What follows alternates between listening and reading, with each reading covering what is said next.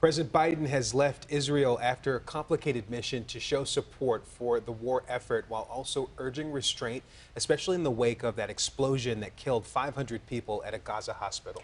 Today, Israel agreed to allow limited aid to Palestinian civilians in Gaza, and President Biden is working to convince Egypt to allow refugees into the country.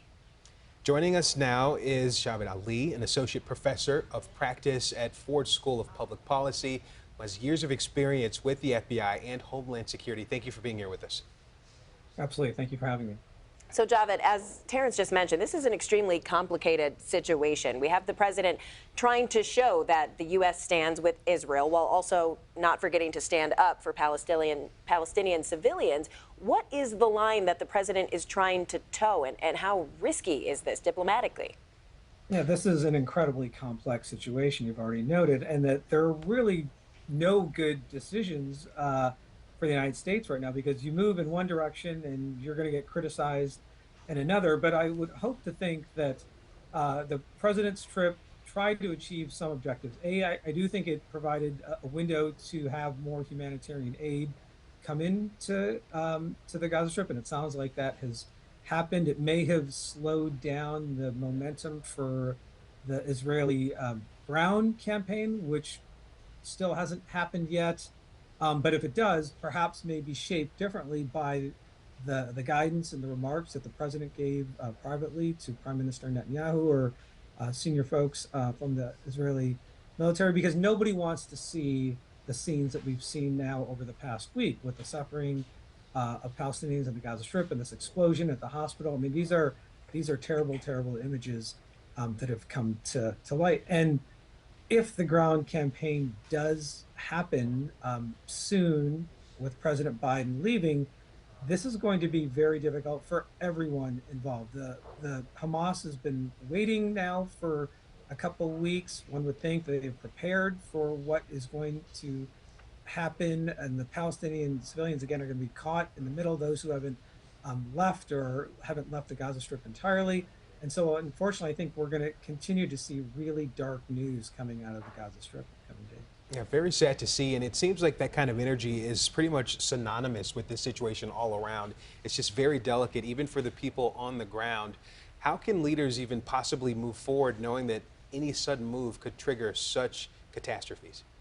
Yeah, I don't think at this point that Israel is going to wave off on the ground campaign, because their objectives, as stated by Prime Minister Netanyahu and senior members of the Israeli Defense Forces, that their goal is to destroy Hamas as a terrorist organization and destroy the infrastructure of terrorism that enables Hamas to conduct attacks against Israel, even to the scale of what we saw horrifically 2 weeks ago now.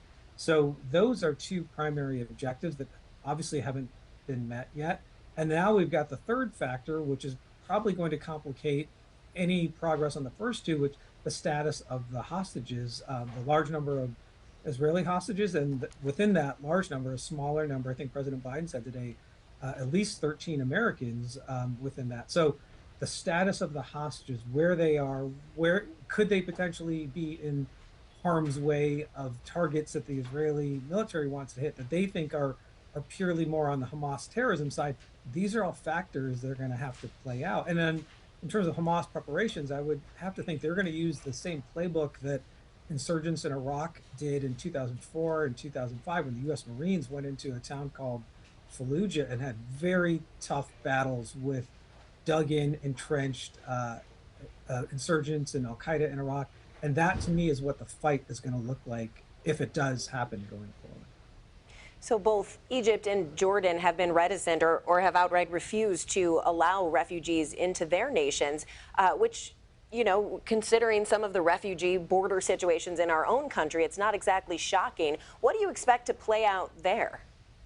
And one would hope that, despite the public statements from King Abdullah and Prime Minister al-Sisi and in Egypt, that the U.S., again, leading with diplomacy, can convince those two governments to try and open up their country's borders to accept these the refugees from Gaza who are trying to get out of again what will probably be an Israeli ground invasion, and have it only be temporary, not have them be there permanently as new citizens of those countries. And the U.S. will have to provide a lot of aid and support, and other members of the international community. But hopefully, again, these are all the private discussions that are happening that we don't see publicly, that will allow some kind of humanitarian relief for the people who are stuck or trapped right now in Gaza. Sure. Professor Javed Ali, thank you so much for your insight today. We appreciate it. Thank you.